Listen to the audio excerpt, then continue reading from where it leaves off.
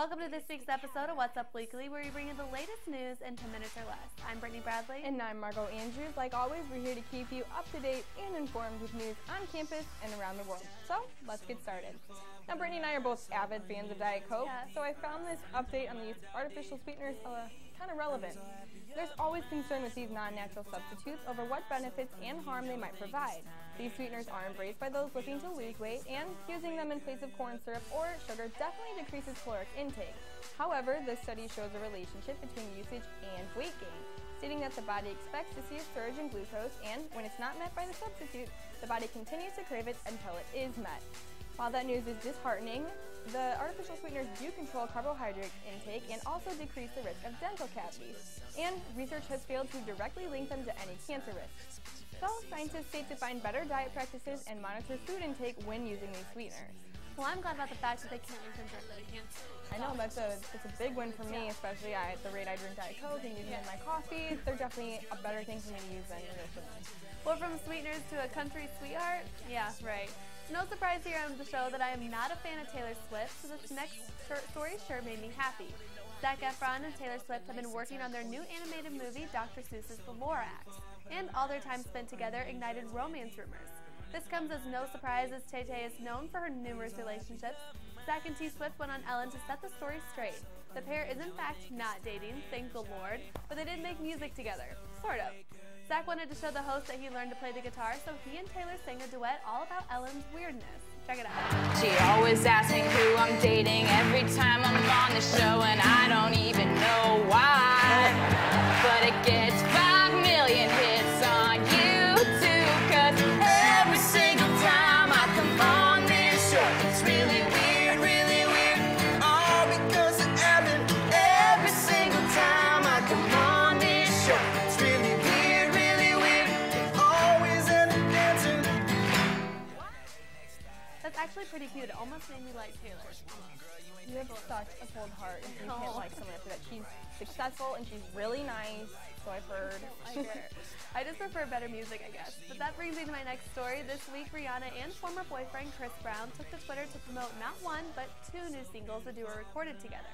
The decision to do duets shocked fans and critics everywhere, since in 2009, Chris pled guilty to brutally assaulting Rihanna the night before the Grammy Awards. The pair's edition of Rihanna's single Birthday Cake is rather interesting for 2 exes to be singing to one another, with lyrics saying, "I have been missing your body, and if you still want to kiss it, come and get it." Check it out for yourself. Ooh, it's not even her birthday, but I wanna lick the icing out, give it to her in the worst way, can't wait to blow candles out. I want that cake, cake, cake, cake, cake, cake, cake, cake, cake, cake, ooh baby I like it. Those lyrics are a little raunchy there, Brittany. Good for you for putting those on the show. I don't know about that, it's a little awkward, but relationship expert Rachel Sussman told Celebuzz this type of reunion was not healthy and that both parties should get psychological counseling immediately. The song only fuels speculation that the two are rekindling their romance after rumors swirled that Brown attended Rihanna's private birthday bash at her house last week. Let us know your thoughts about Chris and Rihanna's reunion by tweeting us at What's Up Weekly IU. Maybe they're just friends and they still have that chemistry going on between them, so if they can make a profit off of it, why not? They're both good singers, let's be honest. They're both talented. Yeah. Well, I'm glad you brought them up. Many people were caught off guard at country singer Miranda Lambert's Twitter comments over Chris Brown's performance at the Grammys, and they seem to have sparked a Twitter war between the two. One of Miranda's tweets goes as follows. Chris Brown twice? I don't get it. He beat on a girl. Not cool. And we act like it didn't happen. He needs to listen to Gunpowder and Lead and be put back in his place. Not at the Grammys. Lambert then followed through with her opinion on the singer at a concert of hers, in which she held a fan-made sign that said, "Take note, Chris Brown," and continued to discuss why abuse is absolutely never okay.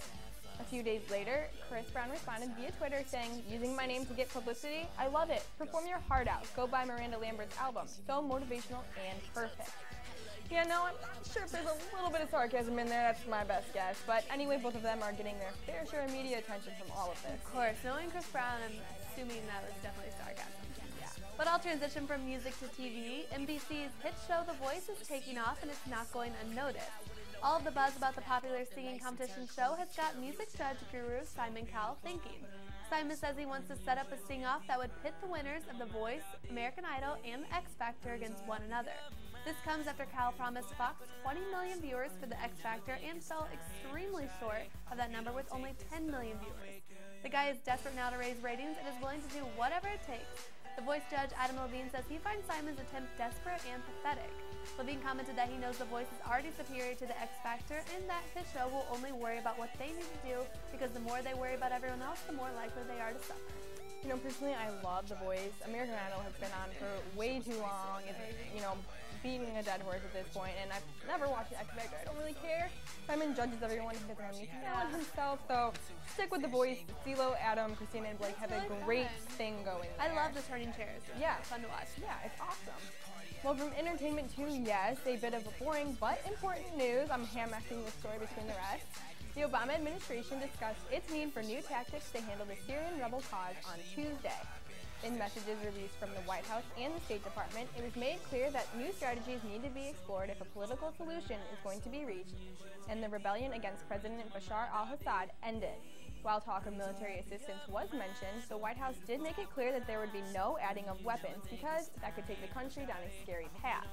The White House is also trying to keep as many countries involved in the situation to ensure international communication.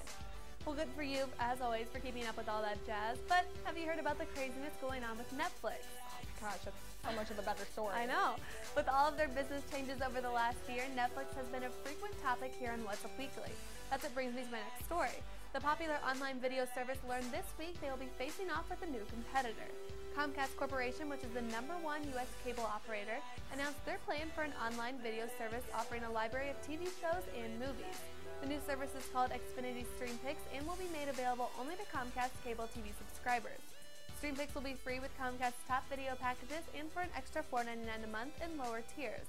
The company released a statement saying they have seen other companies launch very successful products in this space, and they recognize this is something the marketplace wants. Comcast's announcement comes just weeks after Verizon said they would release a video streaming service in partnership with Redbox, and Google and Amazon are also working on plans to launch their own online video services. You know, I don't think that I will ever complain about a video being available online. That's really where I go to get most of it. So convenient. Yeah. Well, anyway, we've gotten to the point in the show where, of course, we must speak about the Kardashians. However, this is some not-so-good news for the clan. Kim and Khloe have been promoting the weight loss drug Quick Trim for some time now. However, that drug has now been accused of containing high amounts of caffeine, which is not federally approved to be used for weight loss. Law firms are now investigating a specific case against the drug company, and in addition to that speculation, both the claims and endorsements made by the Kardashian sisters themselves. Yikes, I mean, we've never had bad news about the Kardashians. I finally dug some up. But I don't even know if they really use the drug. I think they're just photographed with it and they make money off of it, so. They always talk about going to the gym and everything. Yeah, you see pictures of them coming out of the gym. So I don't know. Well, to a very non-relatable subject, you'd think that by now humans have discovered and classified just about every living thing on Earth, right? Not so fast. A new group of animals called cephalians is starting to be researched, and the latest news on these soil-burrowing amphibians is the fact that they are one of 6 potential new species. These guys aren't worms or snakes, they actually represent an entirely new family of amphibians. Check out this photo that was found in northeastern India of the critters shown guarding a brood of their eggs. I know they're not very cute, but science is happening every day, people. Every day. Well, thank you for discussing about 99% of the people. They may watch the show all the way through by just showing that photo. Thank you. I do it, okay. And just to wrap up things, here's a campus update. Tonight, our Indiana men's basketball team will be taking on North Carolina Central. The Hoosiers are coming off a 78-66 loss at Iowa. The team needs to regain confidence for a win against the Eagles. This is the final non-conference game against North Central. Tip-off is at 7, and as always, we need students on their feet cheering on the Hoosiers for a win. You know, it's really true, and after the Iowa game, we did fall in our 3-point and field goal percentage, so we kind of need a good game to get those numbers back up. But the good news is I saw a tweet from Coach Green saying that Assembly has in fact sold out for this game, so they'll definitely have a large crowd there supporting them. So we like to hear. Well, that wraps up this week's episode of What's Up Weekly. And be sure to follow us on Twitter at What's Up Weekly IU. Have a great week.